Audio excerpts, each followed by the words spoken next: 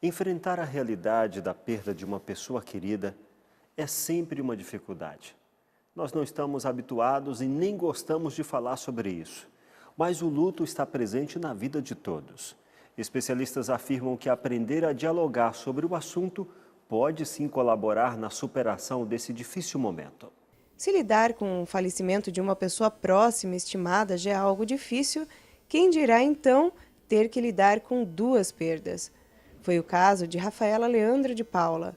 A estudante de 20 anos passou por um período tenso e difícil ao perder a avó em decorrência de um câncer e pouco tempo depois, o seu pai sofreu uma parada cardíaca num acidente de caminhão e veio a óbito. Fomos até a casa de Rafaela, que mora com seu avô, e conversamos com ambos a respeito de luto e superação. Rafaela divide conosco sua experiência e nos conta como ficou sua cabeça diante do acontecido.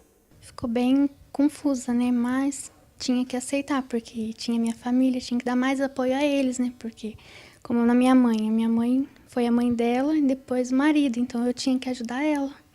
Aí ficou bem conturbado, mas agora já foi a fase de negação, agora é só aceitar que eles estão melhor que a gente, né? A estudante nos fala dos sentimentos que teve, dadas circunstâncias distintas no falecimento dos seus queridos. Sentimento diferente não, mas aceitação. Foi diferente, né? Porque da minha avó a gente já esperava, né? Que ela estava doente, vinha lutando contra o câncer, mas o meu pai não. Foi uma coisa de repente. Então, para aceitar foi mais difícil. Fiquei bem próxima da família. É o que dá apoio mesmo. Então, foi o que a gente fez, ficar todo mundo unido, né? Eu, no caso, falava mais das lembranças boas, para amenizar a dor um pouco. Para discutir o tema, o Departamento de Psicologia de uma universidade em Taubaté realiza um encontro com profissionais para debater as melhores formas de abordar o luto. As formas mais comuns de vivenciar a tristeza mesmo, vivenciando a tristeza, essa é a forma de viver o luto. E não há um prazo para término. Nós não podemos falar em um ano, né, didaticamente, é o mais difícil, porque são os primeiros, mas não há prazo. O tempo realmente cura a dor da perda? Se você perguntar para uma mãe que perdeu um filho, se em algum momento ela acorda e dorme sem lembrar do filho, ela vai dizer que não. Até o último dia ela vai lembrar dele. Ele torna suportável. Eu acho que tem um momento que a saudade pode sim ser boa. Tereza Gouveia diz que a superação é possível. Eu acredito que sim, superar no sentido de vivenciar esse luto e de ter novos sonhos, novos projetos, sim, dá, ressignificar a vida a partir dessa dor, dá sim, claro que dá. Adriana Leônidas, que é diretora do Departamento de Psicologia da Unital, ressalta a importância de falarmos sobre o assunto. A morte é um fenômeno natural da vida. Na verdade, não é possível a gente falar sobre a vida sem falar da morte. Mas, infelizmente, a morte ainda é um grande tabu nas famílias brasileiras. Então, a gente precisa aprender a lidar com essa questão com naturalidade, né? A vida, ela é feita de pequenos e de grandes lutos. Então, quando a gente rompe um namoro, quando a gente perde um emprego, quando a gente perde um animal de estimação, isso já é uma perda e a gente tem que elaborar esse luto. E a morte, sim, nos depara com um sentimento avassalador e um processo de luto bastante intenso. Seu Antônio Leandro não consegue conter as lágrimas enquanto tenta falar da perda de sua esposa. Foi muito triste.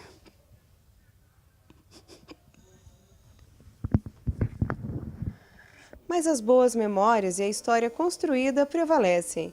Seu Antônio nos conta com orgulho e satisfação da família que formaram. Nunca brigamos. Criamos 10 filhos. Já tudo aí, 40 netos, né? Tá tudo aí. Bisneto tem mais de 20, né? 25 bisnetos já. E tem para nascer ainda. Minha gente, o posto de atendimento ao trabalhador de São José dos Campos está com 69 vagas de empregos disponíveis. 25 oportunidades são para o cargo de porteiro e 14 para balconistas. Também há vaga para operador de caixa, fiscal de loja e auxiliar de limpeza. O cadastro para concorrer a uma dessas vagas pode ser feito pelo portal Mais Emprego. O tema da entrevista de hoje é a alfabetização de jovens e adultos. Conheça melhor a iniciativa, cujos benefícios vão além de aprender a ler e escrever. O adulto alfabetizado tem mais condições de administrar a economia familiar e evitar dívidas.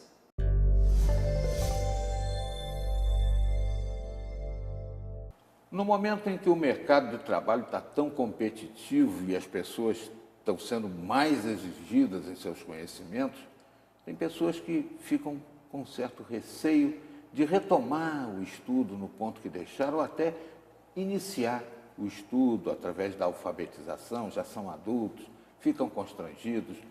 Oportunidade que se abre sempre, né, para todos, oferecida pelo EJA, que é o ensino de jovens e adultos. E nós vamos falar sobre esse assunto hoje.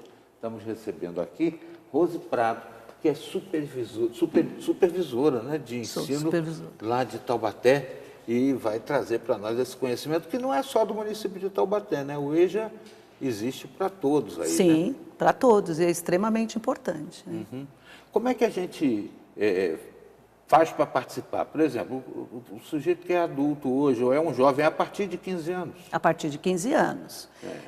De verdade, assim, a educação de jovens e adultos, nós podemos dizer assim, que ela tem duas vertentes, digamos assim. Tem aquele idoso, aquela pessoa que já está com 60 anos, ou mais, porque nós temos inseridos nas escolas pessoas com mais de 60 anos, 70 anos, que querem voltar a estudar, né? Então, a oportunidade é dada para esse.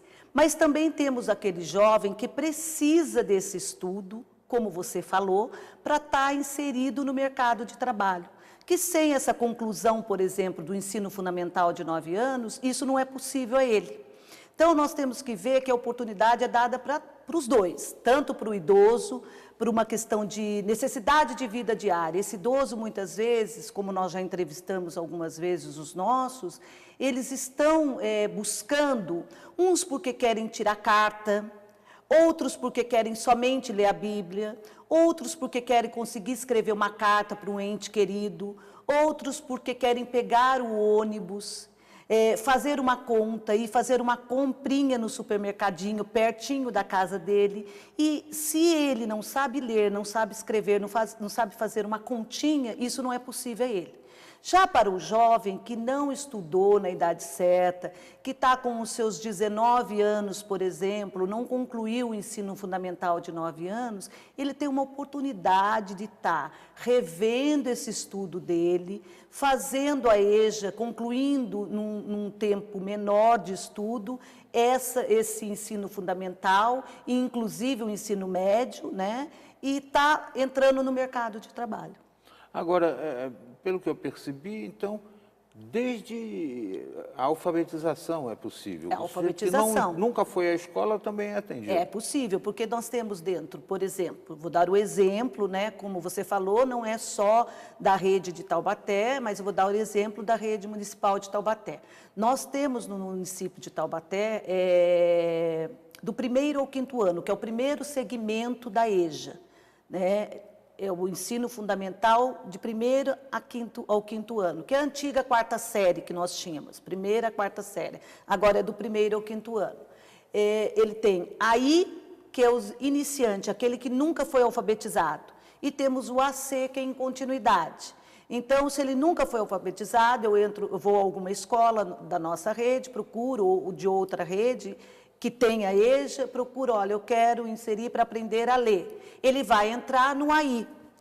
Ele pode ficar por 2 anos nessa sala, aprendeu a ler, já está em condições, a professora passa ele para o AC. Tendo condições, por exemplo, na rede municipal de Taubaté, agora no final do ano, nós temos vários alunos que vão prestar a prova do CEJA. Ele vai lá, presta a prova, se ele passar nessa prova, ele vai para o outro segmento, do 6º ao 9º ano. Aí ele vai ter que procurar uma escola da rede estadual. Uhum. Agora, no caso, isso é absolutamente grátis, não tem que pagar nada? Não tem custo nenhum para ele. A não ser que, por exemplo, nós temos EJA do ensino médio, nós temos algumas escolas que trabalham particulares com isso. Eu não sei nem citar uma, nós tínhamos uma Verum, eu acho que era ali na Santa Terezinha, em Taubaté, que ela fechou. Mas eu sei que existem algumas escolas que trabalham, parece-me que no Tableau também tem, o supletivo do ensino médio daí. Então, aquele que, por exemplo, assim, por várias vezes repetiu o ensino médio, um jovem, porque um jovem hoje com 17 anos, ele já tem que ter concluído o ensino médio e já está se preparando para a faculdade, prestando um vestibular. Geralmente tem uns até que com 16 completam 17 no início do ano e estão prestando vestibular.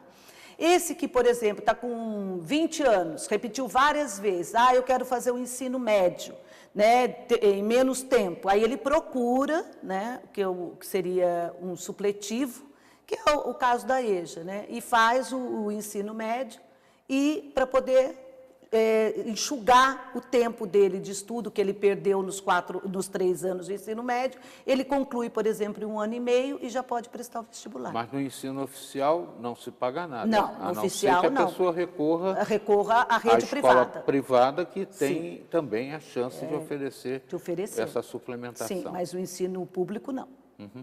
Agora, e como é que a gente administra aí a questão do preconceito e do complexo, né? Porque eu acho que deve ser um pouco duro, um pouco difícil para alguns idosos, né, participar da mesma classe que um garoto de 15 anos, né? E o pessoal fica chamando ele de vovô, coisa do gênero, né? Assim, eu vou falar pela experiência que nós temos da nossa rede. Eu tinha uma escola que eu fazia supervisão, no bairro do São Gonçalo, que nós tínhamos uma senhorinha, chamava Hermínia lá. E ela, assim, a dona Hermínia adorava ir à EJA. Ela tinha 79 anos. Então, é como eu falei, na rede municipal de ensino nossa lá, a maioria nosso é idoso. Ou idoso, ou assim, dos seus 40 anos em diante. Então, para nós temos hoje mais dificuldade para um jovem, por exemplo. Eu tenho um caso de um aluno que ele está com 15 anos e no 3º ano ainda.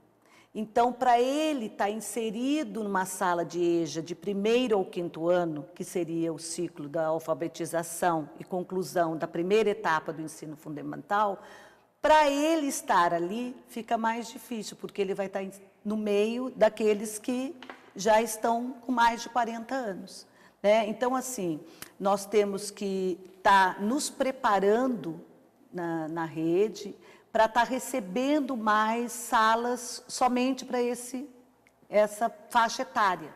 Nós tivemos na Prefeitura Municipal de Taubaté um programa, eu não sei se você já ouviu falar, do Pró-Jovem Urbano. Sim. É um programa do governo, né? E nós aderimos a esse programa em 2013. É 1 ano e meio de programa, que se conclui o ensino fundamental de 9 anos em 1 ano e meio. Mas ele tinha uma faixa etária fechada.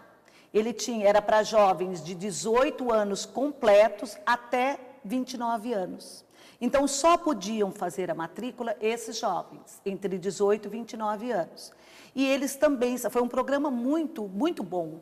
Ele saía já com a conclusão do ensino fundamental, uma qualificação profissional que dentro das possibilidades que era oferecida quando você faz a adesão do programa, nós aderimos à administração. Então, ele saía com a conclusão do ensino fundamental, uma iniciação, lógico, bem pequena, profissional dentro de administração e uma qualificação na inserção do social dele, né? Que é importantíssimo isso. Então, nós tínhamos um trabalho também para esse jovem ser inserido novamente na sociedade. Agora, Rose, um detalhe interessante, né? A minha mãe tinha uma facilidade grande de alfabetizar, embora ela não fosse uma professora profissional. E a gente era criança e uma moça foi trabalhar lá em casa e não sabia o beabá, vamos dizer assim. E ela nos via estudando, mamãe ajudando. Um dia ela chegou e falou, eu gostaria tanto de saber ler. Aí minha mãe começou a trabalhar isso com ela e ela chegou um dia e falou assim, eu consegui. eu vou lhe pedir para falar sobre algumas situações de êxito desses praticantes do EJA lá de Taubaté. Mas no segmento da entrevista, a gente já volta falando com Rose Prado, supervisora de educação de Taubaté, nos trazendo aí esse leque de oportunidades, né, que você que perdeu escolaridade ou nunca teve, né, pode ter para aprimorar seu conhecimento e galgar espaços aí na vida. Já já a gente volta aqui no Repórter Setorial. Não saia daí.